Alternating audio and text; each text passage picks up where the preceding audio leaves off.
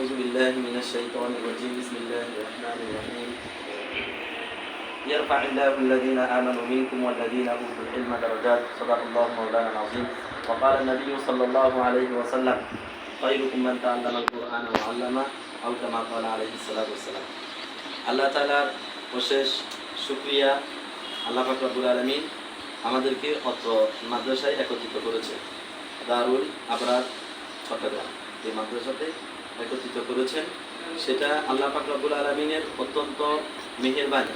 আমরা এখানে কেন এসেছি? সবাই কোরআন শিখতে। কোরআন শিখতে। পৃথিবীর মধ্যে সবচেয়ে দামি জিনিস হচ্ছে কোরআন। অন্য কিছু আছে? না, সবচেয়ে দামি হচ্ছে আল কোরআন। কারণ এই কোরআনের সংরক্ষণ করেছে একমাত্র আল্লাহ তাআলা এবং এটি কিয়ামত পর্যন্ত থাকবে। কোরআন যখন মানুষ তিলাওয়াত করে মানুষের অন্তর ঠান্ডা হয়। যেমন অশান্তি, মনের ভিতরে অশান্তি থাকলে সেই অশান্তিটা চলে যায় কোরআন তিলাওয়াত করার মাধ্যমে। তাহলে আমরা এখানে এসেছি একমাত্র কোরআন তিলাওয়াত করতে। তাহলে এটা একটা মাদ্রাসা। এটা একটা কি মাদ্রাসায় এসেছি। এখন মাদ্রাসায় আসার পরে অনেক লং টাইম আমরা বাড়িতে যাই নাই।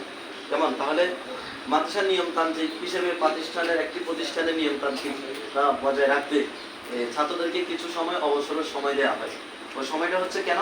সময়টা দেওয়া হচ্ছে এই যে পড়তে একটা একঘেয়েমি ভাব, সেই একঘেয়েমি ভাবটাকে দূর করার জন্য এবং যেন পরবর্তীতে আবার মাদ্রাসা খুললে নিয়মতান্ত্রিক যেন সবাই উপস্থিত হতে পারে, এই কারণে কিছুদিন সময় দেওয়া হচ্ছে। আগামীকাল আলহামদুলিল্লাহ তোমাদের মাদ্রাসা বন্ধ হবে। বন্ধ হওয়ার পরে যে যার বাড়িতে চলে যাবে। যাওয়ার পরে আমাদের কাজ কি? আমাদের কাজ হচ্ছে সবার সাথে ভালো ব্যবহার করা। খারাপ ব্যবহার করা যাবে না। কোরআনের মধ্যে একটি আয়াত আসছে, ওয়াকুলু লিন্নাসি হুসনা, তোমরা মানুষের সাথে ভালো ব্যবহার করো। মা বাবা, ভাই বোন, পাড়া প্রতিবেশী, আত্মীয় স্বজন, মুসলিম অমুসলিম, এমনকি জানা অজানা যারা আছে সবার সাথে ভালো ব্যবহার। কারোর সাথে কারো মানহানি হয়, মানিজ্যতে আঘাত লাগে এমন কথা আমরা বলবো না। কারণ হচ্ছে বললে আমরা যে মাদ্রাসা শিক্ষা শিখেছি, নবী করিম সাল্লাল্লাহু আলাইহি ওয়াসাল্লামের কাছে সাহাবীরা এভাবে শিখতো। শেখার পরে পৃথিবীর যে কোনো প্রান্তের মানুষ সাহাবীদের কাছে শিখতো। কখনো কেউ ওনাদের কাছে অসম্মানের ভাগী হয় নাই। সবসময় তিনি কি হয়েছে? সম্মানিত হয়েছে। অতএব যে আমরা যে বাড়িতে চলে যাব সবার সাথে ভালোভাবে কথা বলবো। কারোর সাথে কখনো মন্দ ব্যবহার করা যাবে না, গালিগালাজ করা যাবে না, অভদ্র আচরণ করা যাবে না। সেটা হচ্ছে যে যেমন আমাদেরও যেমন ক্ষতি, আল্লাহ পাক রব্বুল আলামিন অসন্তুষ্ট হবে, আমাদের মা বাবা অসন্তুষ্ট হবে। কি আমি কেন পাঠাইলাম আমার এই সন্তানকে মাদ্রাসায় পড়ানোর জন্য? ও তো এখন ভালো ব্যবহার করছে না, খারাপ ব্যবহার করতেছে। তাছাড়া যদি খারাপ ব্যবহার করা হয় অন্তরের ভিতরে একটা ময়লার দাগ পড়ে। একটা করে কি ময়লার দাগ পড়ে। ময়লা জুড়ি আছে না, একটা ফেলার পর আরেকটা ফেলবে, আরেকটা ফেলবে, এরকম করতে অনেকগুলো ময়লা হয়ে যায় না? অনেকগুলো ময়লা হয়ে যায়। তেমনি ভাবে বলা হচ্ছে যে এই কথাটা, তুমি যখন একটা খারাপ ব্যবহার করবে, খারাপ কাজ করবে, তোমার অন্তরে একটা ময়লা পড়বে, এরপর আরেকটা করলে আরেকটা ময়লা পড়বে, আরেকটা করলে আরেকটা ময়লা পড়বে। এইভাবে যতগুলো করবে ততগুলো আস্তে আস্তে জমা হবে, অনেক বড় হয়ে যাবে। অনেক বড় হয়ে গেলে কি হবে? আল্লাহ তোমার প্রতি অসন্তুষ্ট হবে। তোমার প্রতি যদি আল্লাহ অসন্তুষ্ট হয় তাহলে তুমি এই যে কোরআন শিখতেছ, এই কোরআন শিক্ষা থেকে তুমি বঞ্চিত হবা। যেমন কোরআন শিক্ষা থেকে কি হবে? বঞ্চিত হবে। এই কারণে নবী করিম সাল্লাল্লাহু আলাইহি ওয়াসাল্লাম বলছেন, খায়রুকুম মান তাআল্লামাল কুরআনা ওয়া আল্লামা। দুনিয়ার মধ্যে সবচেয়ে দামি ব্যক্তি, সবচেয়ে সম্মানিত ব্যক্তি হচ্ছে যারা কোরআন তিলাওয়াত করে, কোরআন শিখে এবং অপরকে শেখায়।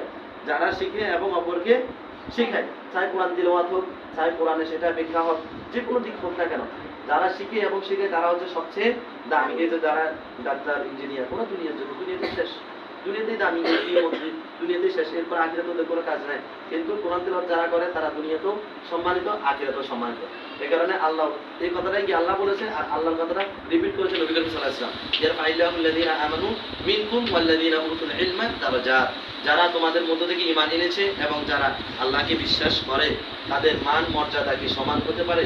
অর্থাৎ যারা শিখে এবং যারা শিখে না, যারা আল্লাহকে জানে এবং যারা আল্লাহকে জানে না, তারা উভয় কি একই?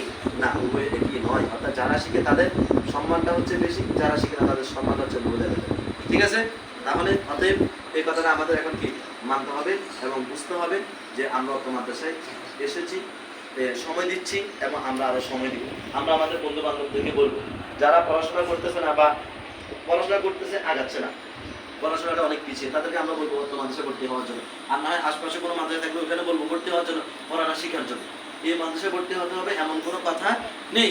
যেখানে যার পাশে যে সুযোগ সুবিধা হলে সেখানে ভর্তি হয়ে কোরআনটার জন্য শিখে নেই, মাদ্রাসা শিক্ষার জন্য সেই জন্য গ্রহণ করে। আচ্ছা, আমি বলি যে এই লাইট, একটা রুম, এই রুমের ভিতরে লাইট অন করলে রুম কি অন্ধকার থাকবে? না, কি হবে? আলোকিত হবে। কি হবে?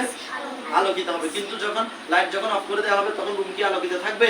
না, অন্ধকার থাকবে। তো কোরআন হচ্ছে বিষয়টা এমন, কোরআন হচ্ছে একটা লাইটের মতো। তুমি যদি কোরআন তিলাওয়াত করো, কোরআন তেলাওয়াত করলে তোমার অন্তরটা পরিষ্কার আলোকিত হবে। তুমি যদি কোরআন তেলাওয়াত না করো, কোরআন না আসে, তোমার অন্তরটা অন্ধকার হয়ে যাবে।